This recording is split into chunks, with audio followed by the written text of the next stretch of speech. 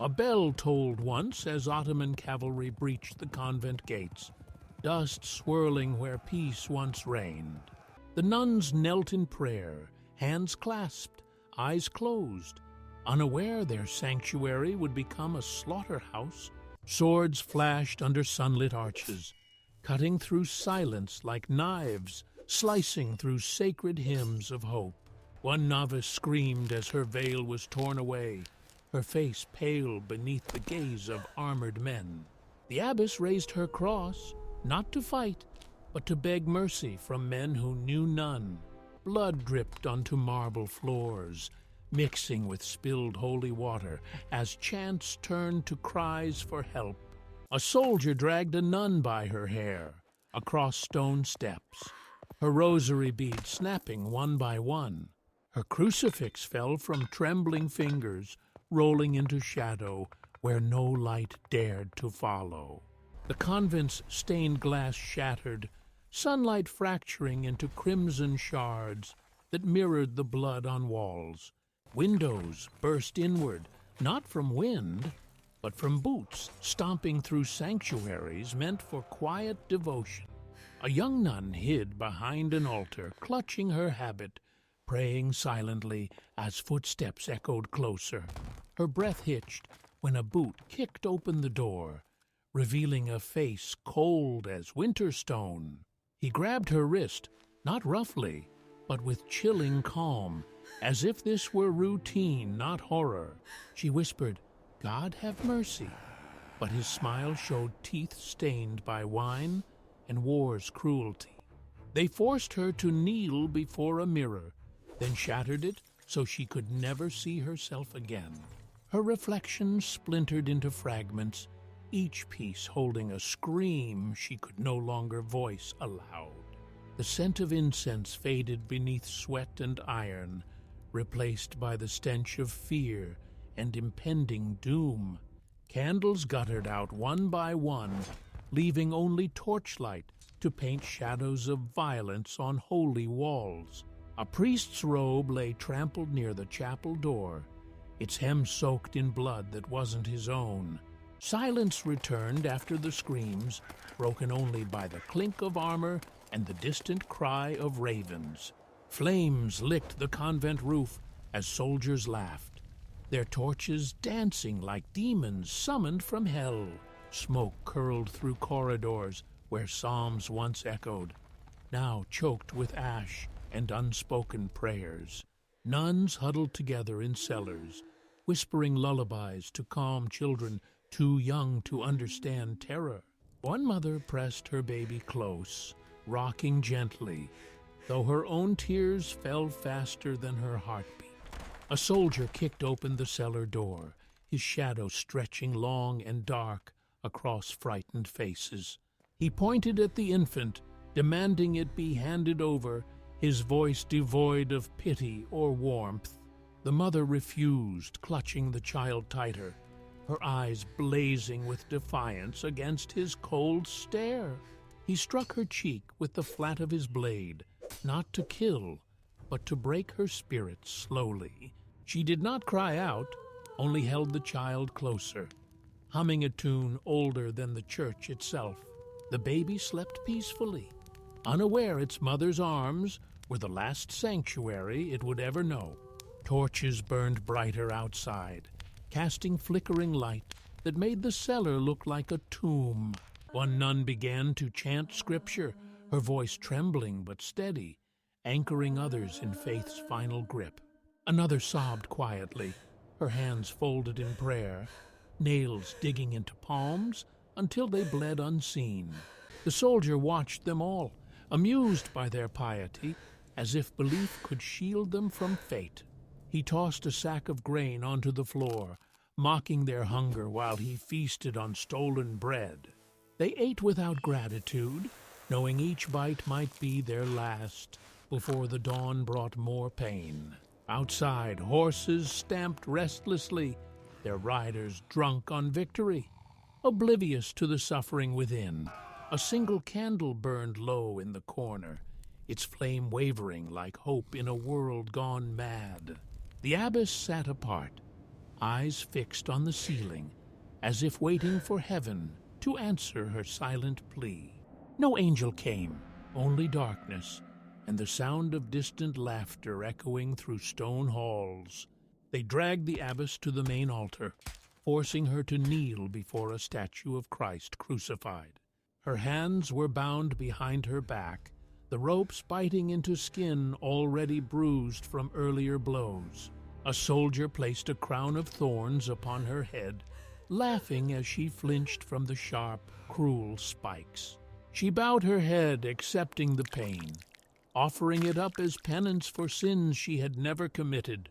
They poured wine over the altar, calling it sacrament, though none of them believed in its power. One nun wept openly, her tears falling onto the stone, as if trying to cleanse its shame. The soldier spat on the chalice, declaring it unfit for those who served gods he deemed false. He smashed the vessel against the altar, shards flying like shrapnel, cutting skin and soul alike. The abbess remained still, her lips moving in silent prayer, her eyes closed against the horror. They ordered her to renounce her faith, promising freedom if she spoke words that betrayed her heart. She shook her head slowly, refusing even as they pressed a knife to her throat with steady hand. Her voice broke as she whispered, "I am his," and the blade drew a thin line of crimson. Blood trickled down her neck, staining her habit red, a living testament to faith that would not bend. They mocked her courage, calling it foolishness, yet none dared strike the final blow themselves. Instead, they left her kneeling, bleeding, alone beneath the gaze of the crucified Savior above. Her rosary lay scattered at her feet, beads cracked, crosses bent, symbols of a faith under siege. The air smelled of copper and incense, a twisted blend of sacrifice and sacrilege that hung heavy. Outside, the moon rose full and cold, watching silently as humanity forgot how to show mercy. She prayed until her voice gave out, her body trembling, her soul anchored in something greater than fear. When dawn came, she was still there, alive, but changed her spirit unbroken, her will untouched. They locked the youngest nuns in a chamber lined with mirrors, forcing them to watch their own terror. Each reflection showed a different angle of despair. Eyes wide, lips parted, bodies frozen in silent screams. One girl tried to cover her face, but the mirrors reflected her hands, making escape impossible even in mind. They whispered lies into the room, promises of freedom if they denied God, threats if they refused.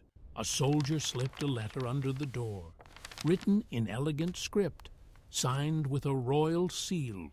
It offered pardon, land, gold if they converted, married Turkish officers, and forgot their vows forever. The eldest nun tore the letter to pieces, scattering the fragments like ashes over their shared sorrow. They sang hymns together, voices trembling but united, turning the chamber into a makeshift cathedral. Their song grew louder, drowning out the whispers, filling the space with something stronger than fear. The mirrors began to crack, one by one, as if the sound of faith shattered their cursed design. A soldier banged on the door, shouting orders to stop, but their voices only rose higher in defiance. They held hands, forming a circle, their backs to the mirrors, facing inward toward each other's strength. One girl fainted, collapsing into the arms of her sisters, who carried her without breaking rhythm. Their singing became a weapon, a shield, a prayer that no earthly force could silence or destroy. When the door finally opened, the soldiers stepped back, unnerved by the power radiating from within. They took the girls away, not in chains, but in silence, their eyes avoiding the nuns' unwavering gaze. The chamber remained empty afterward, mirrors still cracked, echoes of song lingering like ghosts. No one cleaned the floor. The stains of tears and blood became part of the room's haunted memory. Years later, travelers claimed to hear faint chanting at night, though no convent stood there anymore. Some said the nuns never left. They stayed, guarding the truth of what happened, unseen but always present. They marched the surviving nuns barefoot along coastal roads, their habits torn, their dignity stripped. Children walked beside them, some crying, others silent, their small hands clinging to tattered robes. Soldiers rode ahead, laughing, tossing coins at their feet like charity for dogs begging scraps. One nun picked up a coin, kissed it, then gave it to a starving child who hadn't eaten in days. The soldier saw this and smiled, not kindly, but with amusement at her misplaced compassion. They passed villages where locals watched from windows, too afraid to speak or offer aid. A woman threw bread from her balcony, only to be dragged inside by her terrified husband moments later. The nuns accepted the gift silently, breaking it into pieces to share among the weakest among them. Their feet bled onto dusty paths, each step a testament to endurance beyond human limits. At dusk, they were forced to sleep on rocky ground, wrapped in rags, stars their only blanket. One girl whispered stories of saints to comfort younger ones, her voice soft despite exhaustion. They dreamed of churches, of peace, of home, but woke to the reality of chains and cruelty. A soldier tossed a flask of water, spilling half deliberately, laughing as they scrambled to catch drops. They drank greedily, not caring about dirt or spit, just grateful for any relief from thirst. By morning, 2 nuns had collapsed, too weak to rise, their bodies left behind like discarded trash. The rest continued walking, shoulders slumped, eyes hollow, carrying grief heavier than any burden. The sea appeared on the horizon, vast and indifferent, its waves crashing as if mocking their suffering. They reached the shore at sunset, the sky painted in hues of fire and blood, mirroring their fate. They were ordered to kneel, facing the ocean, as if awaiting judgment from the depths. No one spoke. No one cried. They simply waited for death, for mercy, for something beyond this world. They boarded a wooden ship bound for unknown lands, its deck stained with salt and old blood. Chains rattled as they were led below deck, descending into darkness where light dared not follow. The air was thick with sweat, fear, and the stench of unwashed bodies crammed into suffocating quarters. One nun held a child on her lap, humming a lullaby, while tears streamed silently down her cheeks. Below them, rats scurried past feet, fearless, as if they owned the space more than the captives. A sailor dropped a loaf of bread, watching with cruel amusement as they fought over crumbs like animals. They shared what little they had, dividing morsels equally, even when hunger gnawed at their bones. One girl stole a piece, hiding it in her sleeve, only to give it to a weaker sister moments later. The captain ignored their suffering, sipping wine on deck, his laughter echoing down the ladder shaft. Storms came at night, rocking the ship violently, sending waves of panic through the trembling crowd. They prayed louder during storms, voices rising above thunder, seeking protection from forces beyond man. A woman went into labor below deck, screaming in agony as no midwife was allowed to assist. The baby was born dead, wrapped in cloth, buried in the hold where no one would remember its name. Its mother wept silently, rocking the tiny bundle, whispering promises of heaven no one else could hear. Days blurred into nights, time losing meaning as hope dwindled with each passing hour of captivity. Some stopped speaking altogether, retreating into inner worlds where pain could not reach them. Others sang constantly, their voices growing hoarse but never fading, refusing to let silence win. The ship groaned under strain, wood creaking like bones breaking, as if it too felt the weight of sin. When land finally appeared, no one cheered, only stared, wondering what fresh torment awaited them ashore. They disembarked slowly, heads bowed, hearts heavy, stepping into a future written in blood and fire. They were sold like livestock in a bustling market, auctioned off to the highest bidder without choice. Men examined them like cattle, checking teeth, hands, posture, deciding value based on youth and beauty. One nun was bought by a merchant who promised education, but instead locked her in a tower. Another went to a wealthy widow who treated her like a servant, never allowing her to pray aloud. A third was taken by a warrior who demanded she convert, threatening death if she refused again. She knelt before him, crossed herself, and said, "I die as I lived in faith," then faced the blade. Her execution was public, meant to terrify others, but instead inspired quiet acts of rebellion. Girls whispered prayers in kitchens, servants hid crosses under floorboards, mothers taught children sacred songs. The market thrived on suffering, its stalls filled with goods looted from churches, icons melted for coin. A vendor sold rosaries ripped from dead nuns' hands, pricing them based on how many beads remained. Some buyers wept when purchasing relics, moved by guilt or conscience, but none returned them. The nuns who survived adapted, becoming invisible in plain sight, preserving faith in hidden corners. They baked bread with secret symbols etched into crusts, sang hymns disguised as folk tunes, kept hope alive. One girl sewed a tiny cross into her sleeve, touching it daily as a reminder of who she truly belonged to. Their resilience became legend, whispered in taverns, sung in ballads, passed down through generations. Even those who forgot their names remembered the strength of women who refused to bow to tyranny.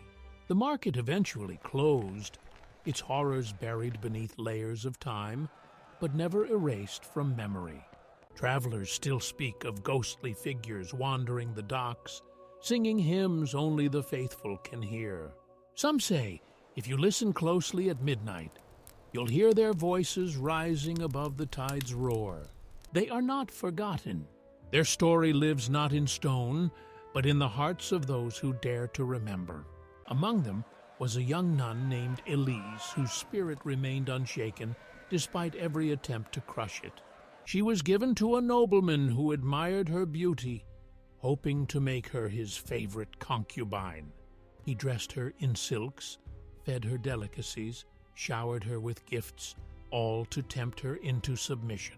She accepted nothing willingly, eating sparingly, wearing garments loosely, never smiling unless praying.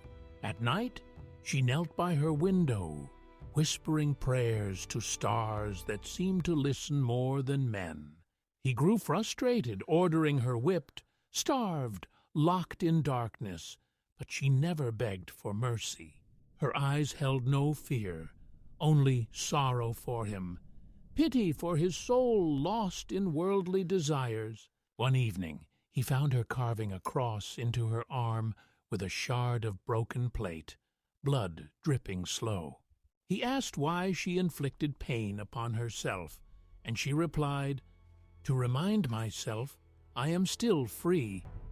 He stared, stunned, then turned away, unable to comprehend a strength that defied all logic. She began teaching other servants in secret, sharing stories of saints, singing hymns under breath. Word spread quickly. Soon dozens gathered nightly in hidden rooms, drawn to her quiet, unyielding light. The nobleman discovered this and threatened to execute everyone involved if she did not stop. She stood before him, calm, and said, "Kill us all. Your cruelty cannot touch what God protects." He hesitated, then ordered her imprisoned alone, hoping isolation would break the chain of resistance. In her cell, she wrote letters on scraps of cloth, smuggling them out to keep the flame alive. Her words reached far beyond the palace, inspiring rebellions, conversions, and quiet acts of defiance. Years later, when the empire fell, people remembered her name, not as victim, but as victor. Statues were erected in her honor, though none captured the quiet fire that burned within her soul. She died peacefully, surrounded by those she saved, her last breath a whisper, "I am his." After decades, the convent ruins stood abandoned, vines creeping over shattered walls, nature reclaiming sacred ground. Locals avoided the site, claiming to hear chanting at night, though no one dared investigate further. Travelers reported seeing figures in black habits walking through mist, vanishing when approached too closely. Artists painted murals depicting the nuns' suffering, but authorities ordered them destroyed, fearing unrest. Poets wrote verses about their courage, hiding manuscripts in hollow trees or beneath floorboards for safety. Mothers told bedtime stories of brave nuns who defied tyrants, planting seeds of resistance in young minds. School children recited poems in secret classrooms, their voices rising like incense toward heavens that listened. Historians documented bits and pieces, often omitting the worst truths to protect reputations or avoid scandal. Archaeologists uncovered artifacts, rosaries, torn veils, charred prayer books, each telling fragments of untold pain. A single candlestick was found intact, its wax preserved, as if waiting for someone to light it again. Visitors left flowers at the entrance, not knowing whose memory they honored, only feeling compelled to do so. Some claimed the wind carried whispers of Latin prayers, drifting through ruined arches like ghosts of devotion. Pilgrims came seeking solace, finding peace not in grand cathedrals, but in the quiet ruins of sacrifice. Scholars debated whether the nuns were martyrs or merely victims, missing the deeper truth of their choice. They chose faith over survival, dignity over comfort, love over hatred, even when the cost was everything. Their legacy lived not in monuments, but in the quiet acts of kindness performed by strangers inspired by them. Generations later, people still lit candles on certain nights, honoring women whose names history tried to erase. Their story became myth, legend, warning, and ultimately, beacon for those who refuse to surrender their souls. You may never know their names, but you will feel their presence when courage feels impossible to find. They are not gone. They linger in every act of grace, in every whisper of hope, in every heart that refuses to break. Official records called it a peaceful transition, erasing the screams, the blood, the broken vows from history. Documents were rewritten, witnesses silenced, survivors exiled or executed for daring to speak the truth. Paintings were altered, statues defaced, songs banned, all to ensure the world would forget what happened. Yet truth has a way of surfacing, like roots cracking stone, like light piercing the darkest cave. Hidden journals surfaced centuries later, penned by survivors who risked death to preserve the record. Letters smuggled out during captivity revealed names, dates, atrocities, the raw, unfiltered horror of conquest. Scholars pieced together the puzzle, matching archaeological finds with oral traditions passed down through families. But the internet gave voice to the silenced, allowing global audiences to witness the scale of injustice. Survivor descendants shared family heirlooms, a rosary, a torn veil, a handwritten psalm proof of enduring faith. Artists created installations using broken mirrors, spilled wine, and burning candles to symbolize loss and rebirth. The truth was never buried deep enough, because those who suffered ensured it would rise again, visible and undeniable. Today, we remember not just the horror, but the heroism, the women who chose dignity over despair, life over silence. Their story ends not with defeat, but with defiance, a flame that no darkness, no empire, no time could extinguish.